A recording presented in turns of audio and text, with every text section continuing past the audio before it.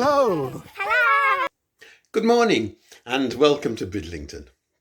It's a fine day here today and I hope you'll enjoy something that I'd like to share with you for the next couple of minutes. It's quite common, I think, that we consider God. Some people consider God a lot and certainly believe in him. Some people perhaps are less sure, less certain, less inclined to have anything to do with a potential God. And there may be even some people who reject the concept of God outright. There are many things that we could look at in terms of proofs or persuasions to believe in God or not believe in God. But I think at least as strong as the evidences we see around us is whether or not we believe that God, if there is one, is good. Because let's face it, if we didn't believe that God is good, if we didn't believe God is kind, if we didn't believe God is loving, and then we would be far less inclined to want to know whether or not there's a God, if he is overbearing, or if he is cruel, or if he is disinterested in us. So perhaps what we need to do is say, well, if there's a God, what would he be like? And for this, I'd like to turn to the Bible, because the Bible tells us that Jesus is and was the exact representation of God. Jesus personifies God. Jesus, the way he acted, the things he did, that is what God is like. So let's look at the story of Jesus. One day, Jesus and his guys were walking around, probably Jesus doing a bit of teaching, etc. And they came upon a funeral.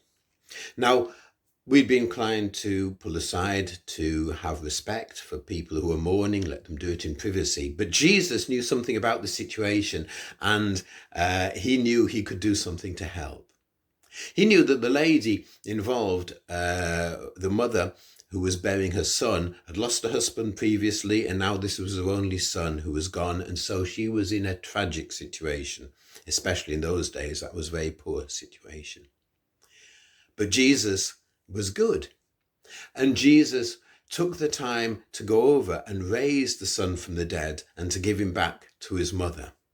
So Jesus came across a situation that was dire, a situation that was mourning and tragic, and Jesus turned it around into a time of celebration and a period of hope and a bright future for that reunited family. And likewise, Jesus at other times took time to heal those who were sick. Jesus on other occasions made good decisions to help where people were accusing one another, but he gave loving and kind advice to bring about good solutions and good relationships going forward. So what we see in Jesus, like today, is beauty, is someone who, when people encountered him, they were benefited by his presence. Their situations were enhanced, improved, and liberated by the things he said and did. And so let's look at that, those examples, and we can see what God is like. And having seen now what God is like, now we can reflect and say, well, would we want to know a God like that if he did exist?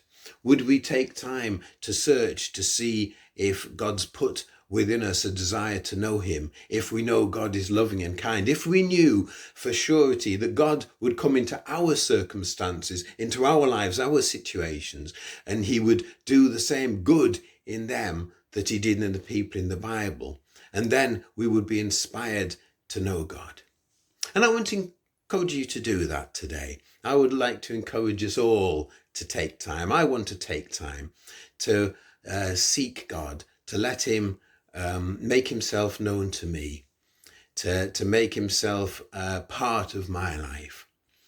And as we do that, I pray that we'll enjoy his peace and his comfort, and also that we'll be able to be inspired and empowered to go and be loving and kind and generous to the people around us and help create communities that are better than they are today. So God bless you, and I'll see you again soon. Bye-bye.